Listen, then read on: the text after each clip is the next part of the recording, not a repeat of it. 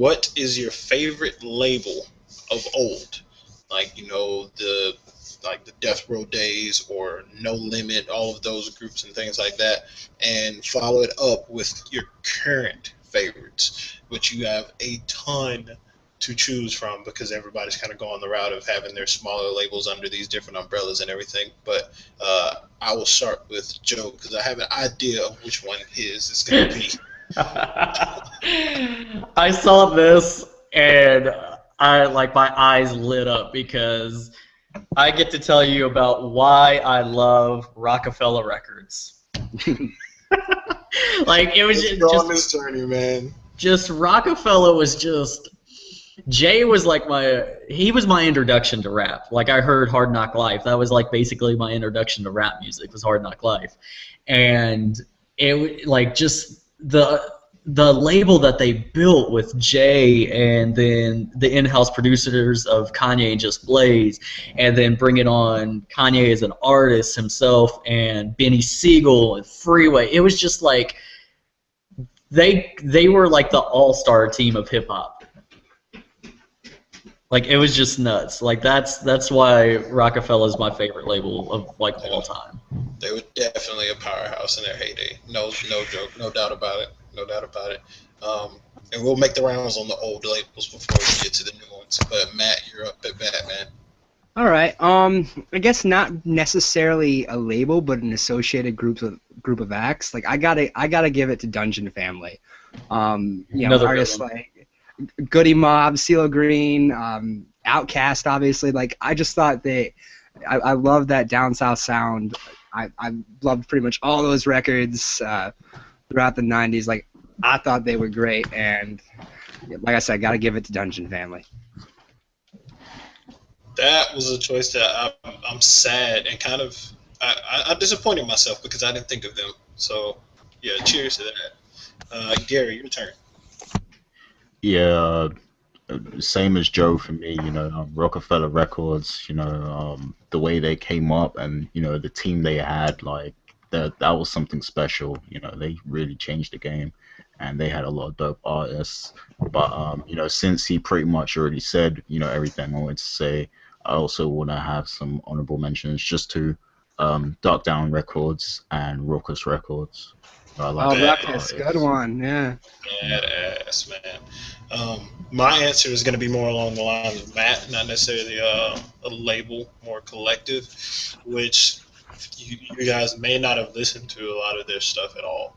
But the Justice League is mine, and not the production group that we have now.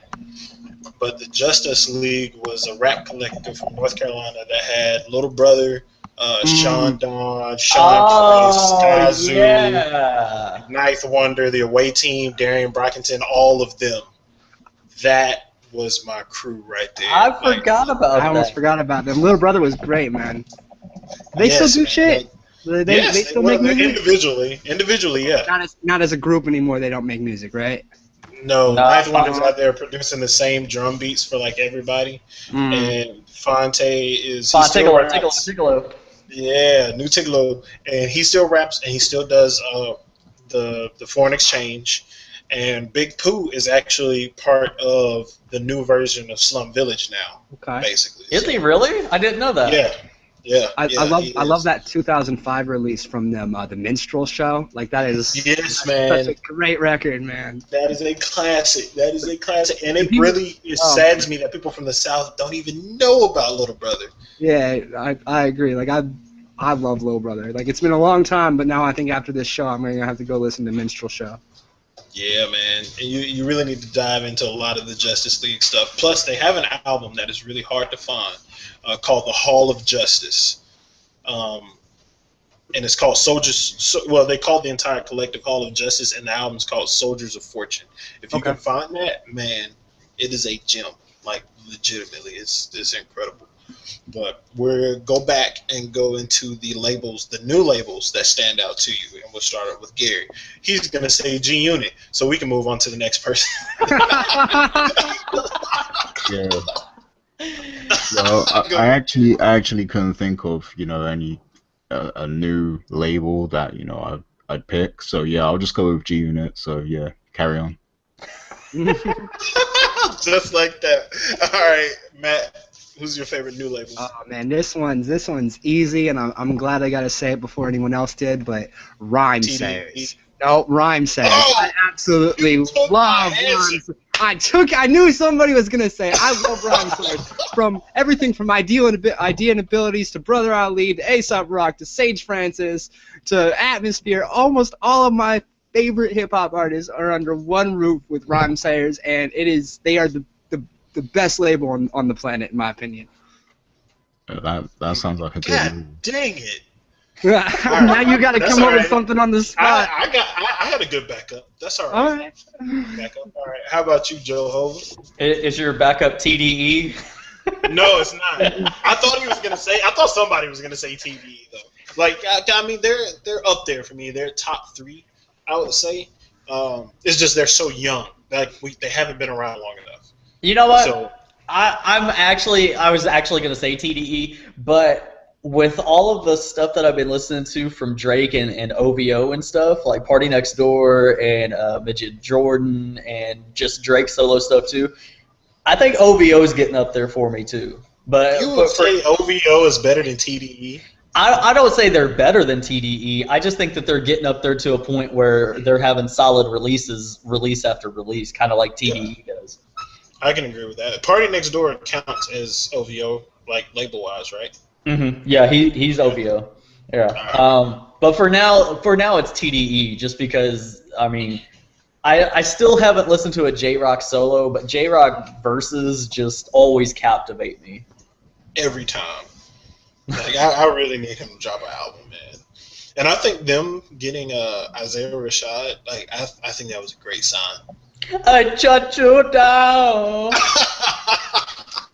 He's great. All right, so since I can't say Rhyme Sayers, Sorry, because I'm man. a huge Rhyme Sayers. I love Rhyme Sayers. Is great. Like the best live performance I've been to twice, Brother Ali Atmosphere in Birmingham, like and Greaves also, but Murs is on that label too. Murs is not. He was. Because Wasn't he's on my backup, which is Strange Music. Okay. Murs jumped ship, my friend. But Yeah. Strange Music, so Tech Nine, Murs, Recognize, who is of Mayday, which Mayday is incredible, and a lot of people need to get hip to them. I think Ritz is on Strange Music. Seth's crew, all of those guys, they're definitely my number 2, since Rhyme Sayers is my number 1. They're my number 2 crew because, like, consistency wise, they are putting out some dope stuff. And I also love the fact that Tech Nine uses his notoriety as the platform for all of these people that normally wouldn't get the kind of stage that he offers them, especially with like the Strange Elation or the Strange Music compilations that he does like almost every other year. That's dope because, for one, I don't understand how he has the talent to write so many verses because he puts out a lot. He's a busy man. Yeah, I don't think he's ever done a bad record. No, like there's not one that you could say legitimately is just terrible. There are some that don't appeal to me as much, but he always puts out something good. And when he does the Strange Music compilations, it's not just, hey, I'm Tech Nine putting my stamp on this, and these are the artists that I work with. He does verses on there, and they have to keep up with him, and it's awesome. I love it. Like the interludes, like y'all remember when Wayne did the interludes on, I think, Carter 4? Mm-hmm. He did a similar thing on Strange Elation, where there was 4 parts, I think, and it had different artists on each one. Okay. It was freaking awesome. The music video has it all put together, though, and I think I need to share that when we put this post up. But yeah, Strange Music's definitely my current favorite. And doesn't J-Rock have a solo over there too?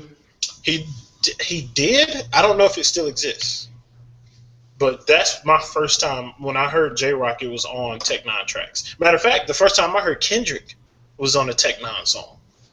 What song? You remember? I Love Music off of All 6 Yep, he was on I Love Music. Yep. The first couple times. The first time was on Tech Nine song, and another time was on a track by XV, who is so dope, but he don't like ghosts. I don't know what happened to XV. Joe, I know what you want to say. Should we say that XV has done the J Electronica? I don't understand it because he had those March Madness mixtapes that got him a lot of buzz, and then he disappeared. Like I've listened to maybe like 4 XV songs, and like he had the weakest Just Blaze beat, like, and still couldn't make me listen to him. Wichita was dope. I don't know what's wrong with you, man. Wichita is dope, but that's another topic for another podcast.